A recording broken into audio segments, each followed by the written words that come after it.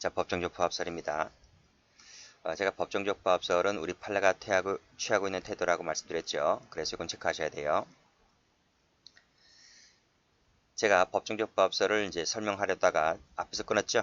그래서 이 부분을 새로 강의에 추가시키는데 이 종류가 추가됐습니다. 작년도 경채시험에서 이 종류, 구성요건 부합설, 죄질 부합설 이 출제가 된 적이 있습니다. 그래서 이 부분을 이제 새로 교재에 실었어요. 자, 실었다 하더라도 이 부분이 뭐 그다지 중요한 부분은 아닙니다. 공무원 시험에서 이 구성요건 부합설, 죄질 부합설까지 알 필요가 있는가 라는 의구심은 여전히 들어요. 과거에 그 사법시험에서 좀 다뤘던 부분인데 공무원 시험도 이제 난이도가 올라가다 보니까 이게 이제 출제 범위에 이제 들어오기 시작했네요. 그래서 이제 제가 이 부분을 이제 교재에 실었습니다. 자, 일단은 이 종류 부분은 일단 패스하고요. 나중에 설명드리고 일단 의부터 올라가 볼게요. 자, 인식한 사실과 발생한 사실이 법정적으로 부합하면 그 밑에 발생 사실에 대한 고의 기수를 인정한다는 것입니다. 그러면 이 법정적 부합이라고 했을 때 이 법정적은 무슨 의미냐는 거죠. 그래서 이 법정적으로 부합한다는 말은 구성요건이 동일하단 말이다 는 견해가 있는 거예요. 이때 구성요건은 조문이라고 제가 항상 늘 말씀드리죠. 조문이 똑같다. 조문이 똑같다. 이 조문이 똑같다는 견해가 이제 하나가 있는 거고요. 아니다. 무슨 조문이냐. 죄질만 같으면 되지. 라는 견해가 있는 거예요. 그래서 이 조문이 같아야 된다는 것이 구성요건 부합설이고 죄질만 같으면 된다는 것이 죄질 부합설인 거예요. 그렇죠? 그러면 이 죄질 부합설은요. 조문보다는 범위가 넓어요. 자, 그 예가 여기 나와 있죠. 여기 보시면 구성요건 부합설은요. 여기 니은 한번 보세요. 니은 전속살해죄의 고의로 보통살인의 결과를 발생시켰다. 그쵸? 이 조문이 다르잖아요. 이 전속살해는 250조 2항이고 보통살인죄는 250조 1항이잖아요. 조문이 다르면 착오로 보는 거예요. 여기서는. 그쵸? 그러니까 보시면 동일한 조문일 때, 즉 동일한 구성요건에 해당할 때 한해서 발생 사실에 대한 고의기수다. 그러면 니은 같은 경우 보세요. 전속살해죄와 보통살인죄는 조문이 다르다 보니까 이건 발생 사실에 대한 고의기수가 안 되는 거예요. 그래서 이 따라서 점점점 찍었죠. 그래서 이런 죄가 나오는 거예요. 전속살에 대한 미수와 과실치사가 되고 행위가 한 개다 보니까 상경이다 이렇게 되는 거예요. 그쵸? 자, 여기도 기억도 보시게 되면 점유이탈물 횡령죄의 고의로 절도죄를 범했다라고 했을 때, 그쵸? 죄질은 비슷하다. 죄질은 똑같잖아요. 남의 물건을 가져간다는 그 죄질은 똑같은 거예요. 그렇지만 조문이 다르잖아요. 조문이 다르기 때문에 발생 사실에 대한 고의 기수를 인정하지 않는 거예요. 그쵸? 그래서 이 구성요건 부합설에 따랐을 때는 발생 사실에 대한 고의 기수를 인정하는 범위가 상당히 축소가 되는 거예요. 반면에 여기 죄질 부합설을 가보게 되면 자, 점유이탈물 횡령죄의 고의로 절도죄를 범했다. 자, 위의 사례와 똑같죠? 똑같단 말이죠. 근데 제가 뭐라 그랬어요? 점유이탈물 횡령죄든 절도죄든 남의 물건을 가져가는 건 똑같은 거잖아요. 그쵸? 그래서 죄질이 똑같단 말입니다. 죄질이 똑같기 때문에 즉 죄질의 동일성이 인정되기 때문에 발생 사실에 대한 고의 기수를 인정한단 말이에요. 그리고 니은도 마찬가지죠. 전속 사례와 보통 사례가 조문은 다르더라도 사람을 죽인다는 그 죄질은 똑같잖아요. 그래서 이것도 뭐다? 발생 사실에 대한 고의 기수를 인정한단 말이에요. 그래서 결론이 뭐다? 이 죄질 부합설에 따랐을 때에는 구성요건 부합설보다 고의 기수 인정 범위가 넓어진다. 그런 말입니다. 그것이 작년도 기출입니다. 그래서 기출지문을 제가 넣어봤어요. 다음 페이지 한번 가보시면 여기 나와 있죠. 그쵸?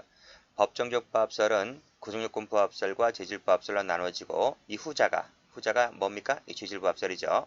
후자가 전자보다 고의 기수 인정 범위가 넓어지냐? 넓어진다는 거지. 그치? 이 부분이 출제가 됐습니다. 그런 차원에서 두 견해를 보시면 돼요. 자, 됐고 그 다음에 내용을 볼게요. 자, 내용 전 시간에 제가 그 도표 다 설명드렸죠. 여기 보시게 되면 여기 구체적 사고실의 착오라면 그것이 객체의 착오든 방법의 착오든 가리지 않고 뭐가 된다? 발생 사실에 대한 고의기수가 된다. 나머지는 아닙니다. 그 밑에 칸 추상적 사실 착오는 뭐다? 그것이 객체의 착오든 방법의 착오든 발생 사실에 대한 고의기수가 되는 것이 아니라 뭐가 된다? 그때는 인식에 대한 미수와 발생 사실의 과실이 되는데 이것이 행위가 한 개다 보니까 이 죄와 이 죄는 뭐가 된다? 상경이다 이런 말이에요. 그래서 그 예가 나와 있어요. 자, 그래서 전 시간 했지만 다음 페이지 보면 도표가 책에도 나와 있어요. 책을 보시면 이 부분이죠. 그렇죠? 여기 보세요. 여기 법정적법설 나와 있죠? 그렇죠? 구제적 사실 착오의 경우에 그것이 객체의 착오든 방법의 착오든 가리지 않고 다 뭐가 된다? 발생 사실에 대한 고의기수가 된다. 됐죠? 그 다음 추상적 사실 착오는 그것이 객체의 착오든 방법의 착오든 발생 사실에 대한 고의기수가 되는 것이 아니라 인식에 대한 미수와 발생에 대한 과실이 되는데 이것과 이거는 행위가 한 개니까 상경이다. 그쵸? 그런 얘기입니다. 자, 그래서 거듭 말씀드리지만 중요한 것은 이거예요. 중요한 것은 여기 이 부분 나와 있지. 각주 6번, 7번, 8번, 9번이 나와 있는데 제일 중요한 것은 8번이 제일 중요한 거예요. 그쵸? 구체적 사실 착오 중에서 요 방법의 착오 이 부분인데요. 여기지, 그치? 여기란 말이에요. 이 부분은 구체적과 법정적 밥설이 결론을 달리하는 유일한 파트다 이런 말이에요. 그쵸? 보세요. 여기를 보시면 자, 구체적 부합설하고 법정적 부합설 객체의 경우에는 똑같잖아요. 그쵸? 똑같단 말이에요. 이겨내든 전부 다 발생에 대한 고의기수와 발생에 대한 고의기수가 똑같단 말이에요. 이 객체의 경우에는. 그 다음 추상적의 경우에 객체든 방법이든 이거든 간에 요 견해와 요 견해는 똑같잖아요. 그쵸? 유일하게 결론을 달리하는 파트가 요 방법의 착오란 말입니다. 그래서 이 부분과 이 부분이 서로 결론을 달리한다. 그래서 요것만 알아두어도 문제를 푸는 데 있어서 속도가 엄청나게 빨라요. 아시겠죠? 됐고. 자, 그러면 다시 한번 가볼게요. 자, 여기죠? 여기입니다. 그리고 새 교재에 또 추가된 부분이 하나 있어요. 그것이 뭐냐면 병발사례인데 이 병발사례도 동그라미 1번에 준해서 보시면 돼요. 그리고 이 병발사례는 경간부하고 검찰직 하시는 분만 보시면 돼요. 뭐 승진하고 채용까지는 좀 무리가 있고 굳이 그분들은 보시지 않아도 되지만 이 동그라미 2번은 경찰 간부와 검찰직 7급, 9급 하시는 분들만 보시면 된다. 이거예요. 어떤 문제를 풀다 보면 특히 검찰직 문제를 풀다 보면 이 병발사례가 하나씩 나와요. 그래서 제가 이번에 교재에 다 넣어놨어요. 원래 이것도 다 있었는데 제가 그 공무원 시험에서 이 정도까지 나올까 옛날 다 사시에서 다 배웠던 것들이거든요. 그때 다 제가 처음 교재를 썼을 때 다 들어가 있었던 것이었고 추세가 그 2010년도 이후부터는 거의 경찰직에서는 그 이름 파트가 나오지 않았잖아요. 그래서 이제 이 부분을 뺐었던 것인데 이제 경찰직도 이제 형법이 필수가 되다 보니까 이제 앞으로 난이도는 상승할 것이고 그렇다 보면 이 과거의 사시 문제라든지 검찰직 문제를 한두 개씩 빼온단 말입니다. 출제자가 이제 교수가 들어갔기 때문에 그래서 이제 이것도 넣어봤어요. 자, 됐죠? 자, 비판 볼게요. 비판. 자, 이건 어떤 비판을 갖고 있을까? 여기서는 뭐다? 고의 종류를 일반화시켜서 추상화시켜서 일반적 고의를 만들었다는 점에 문제가 있는 것이다. 이런 말이에요. 그쵸? 그런 얘기입니다. 원래 고의라고 하는 것은 특정적 고의를 말하는 거잖아요. 그쵸? 그쵸? 근데도 불구하고 일반적 고의를 만들었다는 점에 문제가 있다. 이런 말이에요.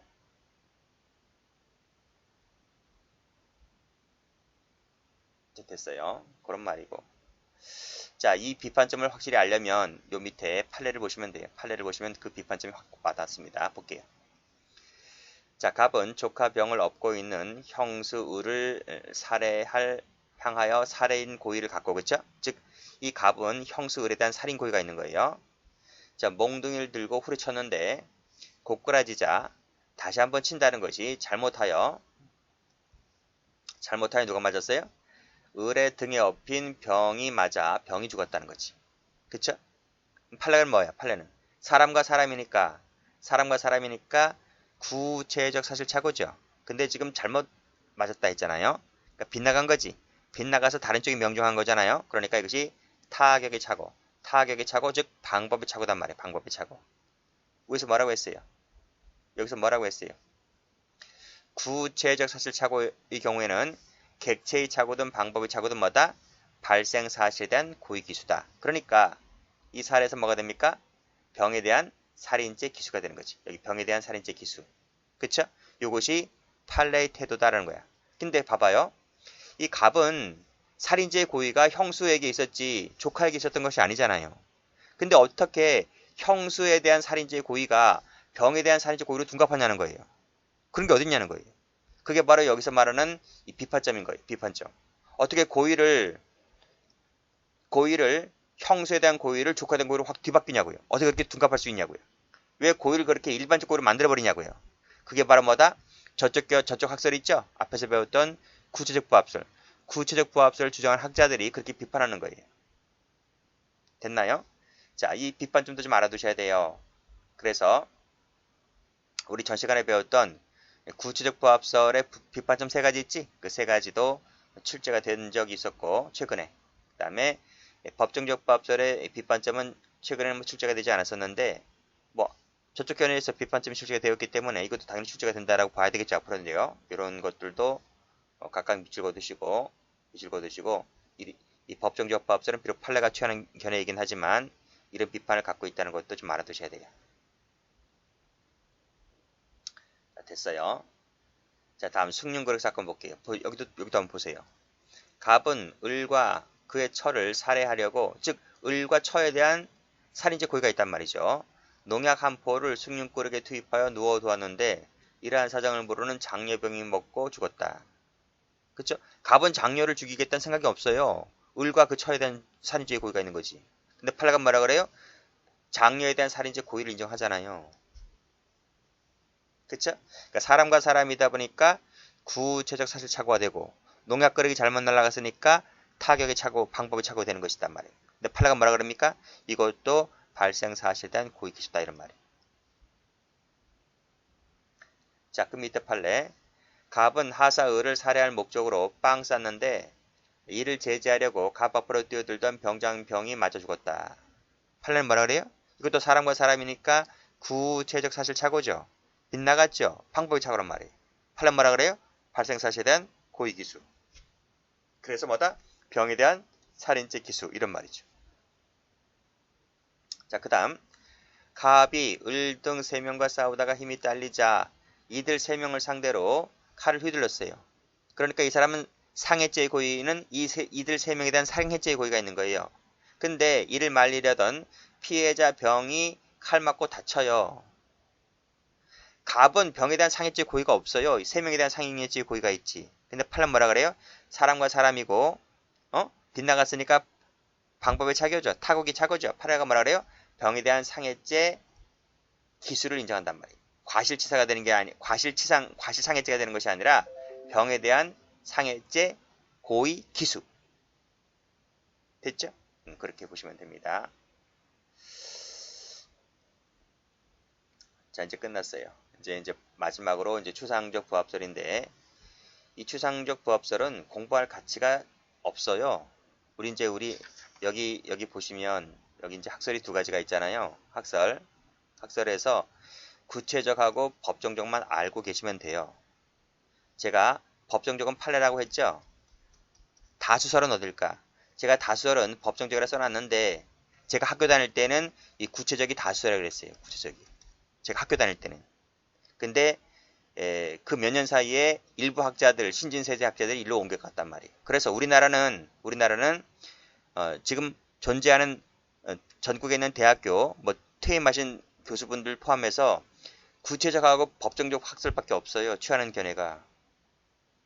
추상적 견해는 없단 말이에요. 우리나라에서. 어느 누구도 추상적 부합설을 취하는 견해는 없어요. 그럼 이 견해가 어떻게 우리 교재에 실렸는가? 뭐 제가 실렸나? 제가 실었나?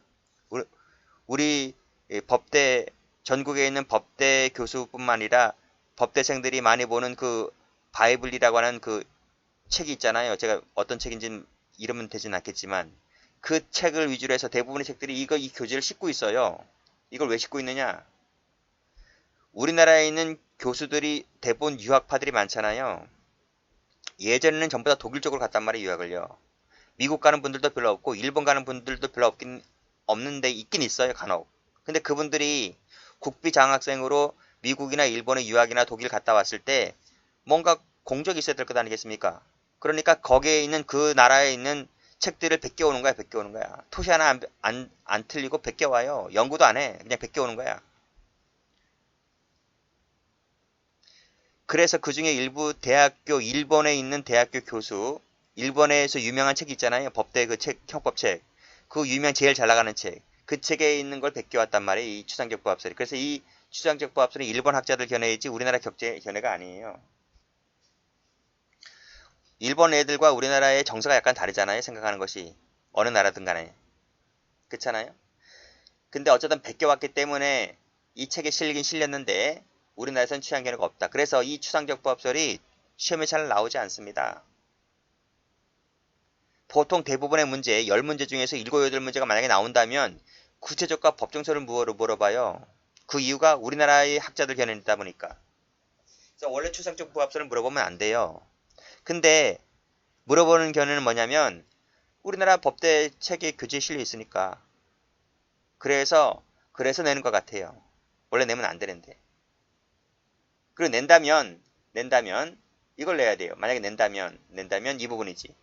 구체적 사실착오 중에서 요 객체 착오만큼은 이견에든 어느 견해든 전부 다 발생사실에 대한 고의 기술을 인정한다는 거예요. 요 객체 착오에서만큼은 그거 물어볼 수 있어요. 나머지는 견해가 다 틀리죠.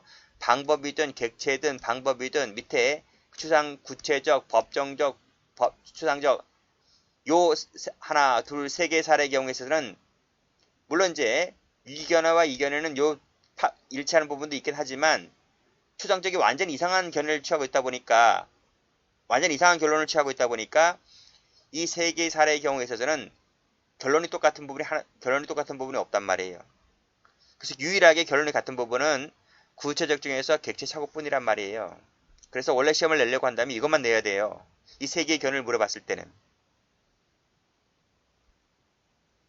이 부분을 내면 안 돼요. 일본 학자 견해인데 이건. 그치? 그래서 밑에 기출 여기 각주 가보시게 되면 여기 나올 거예요. 여기 나오죠? 7번 나오죠? 7번. 구체적 중에서 요 객체의 착오만큼 요칸이잖아요. 요칸요. 요 객체의 착오만큼은 이위 세 가지 학설 견해가 똑같다 이거지. 요것만 알면 된단 말이죠. 근데 이걸 물어본 적이 있다는 거지. 경감부에서. 최근 몇 년 전에. 경감부니까. 그래서 이 부분은 제가 또 말씀드려요. 일반 경찰 준비하시거나 승진하시는 분들은 보지 마세요. 대신 경감부나 7급 하시는 분은 보시라고. 경감부나 검찰직 하시는 분은 보시라고. 법원직도 볼 필요 없어요. 거기 기출문제집 가보면 그게 나오거든요. 자, 그러면 뭐 중요한 견해는 아닌데 보면 추상적 부합설이라고 하는 것은 범죄 의사의 기초를 두는 거야. 기초해서 범죄가 발생했다면 그것이 인식과 발생이 추상적으로 부합하는 한도 내에서 발생 사실에 대한 고의기술을 인정하되 다만 이 부분이 범죄 의사라는 주관적에 기초한 것이다 보니까 고의기술을 인정하는 범위가 넓어지다 보니까 15조 1항을 가지고 어느 정도 제한을 하려고 하는 거예요. 그래서 이 동그라미 1번 구체적 사실 착오 그게 객체든 방법이든 간에 이 부분에서는 모두 가벌적이라는 점에서는 겹치는 부분 일치하기 때문에 발생 사실상 고의기술을 인정한다. 그래서 요 구체적 사실 착오 있죠? 객체든 방법이든 간에 법정적과 똑같이 법정적과 추상적은 이 견해가 똑같아요. 이 견해가 결론이 똑같아요. 다만 법정적과 추상적인 견해를 달리하는 부분은 요 추상적 사실 착오에 있어서만큼은 결론이 다르단 말이에요. 동그라미 2번 나와있지? 동그라미 2번. 중한범죄와 경한범죄 사이에 걸쳐서 착오가 있을 때 항상 이 가변 범죄 이 범위 내에서는 추상적으로 겹치는 부분이 있기 때문에 요 뭐다? 경한 범죄에 있어서만큼은 고의기술을 인정한다. 그것이 기억 사례든 니은 사례든 똑같이 경제기술은 어느 견해를 취하든 다 인정한단 말이에요. 그러니까 이게 골똘히다는 거지 이게. 그래서 일본 아들하고 우리 사람들하고 생각이 안 맞다는 거지. 출제를 내면 안 되는데 이 꼴통인 이 또라이 같은 출제하는 애들이 가고놓고 들어가서 이상한 문제를 내는 사람도 있어요. 그럼 무릎 받아 다 죽어야 돼. 그런 애들은. 이런 걸 왜 내냐고 시험에. 어쨌든 간에 문제집 보다 보면 간혹 이런 문제가 있기도 한데 간혹이 아니지 하나 딱 있는 거지. 거듭 말씀드리지만 이 부분은 공부할 필요가 없다. 경감부나 검찰직 외에는 볼 필요 없다. 자 보세요. 자 여기 보세요. 여기 구체사실착오 중에서 보면 여기 고의기수 인정하는 범위 있죠. 여기도 고의기수 인정하잖아요. 비록 경한범위지만 여기도 경한범위지만 그치? 그래서 이 비판점이 뭐냐면 어떻게 범죄의식에 기초하여 고의기수 인정하는 여부를 따지냐라고 해서 주관적 범위에 의존하다 보니까 이것은 범죄의 정형성을 무시하면서 죄형법정에 반한다는 비판점 하나, 그리고 어느 견해를 취하든 간에 전부 다 기수가 나오잖아요. 그래서 고의기수 인정하는 범위가 다른 어떤 견해보다도 고의기수 인정하는 범위가 넓어진다. 이것이 비판점입니다. 비판점. 이것도 검찰 직종에서 나왔단 말이에요. 실제 시험에서. 됐어요? 됐고 승진하시는 분, 채용하시는 분은 구체적하고 법정적만 알아두시면 돼요. 그리고 추상적을 알고 싶다면 추상적까지 난 하고 싶은데 라고 한다면 말씀드렸듯이 요 객체만큼은 똑같다. 결론이 그 정도 알아두시고 가장 시험에 잘 나오는 파트는 뭐니 해도 구체적에서 방법의 차이가 시험에 제일 많이 나옵니다. 그것이 구체적과 법정적에서 견해를 달리하는 유일한 부분이기 때문에 이것을 제일 많이 물어봐요. 그 사례를 꼭 좀 알고 계셔야 돼요. 자 여기까지 합니다.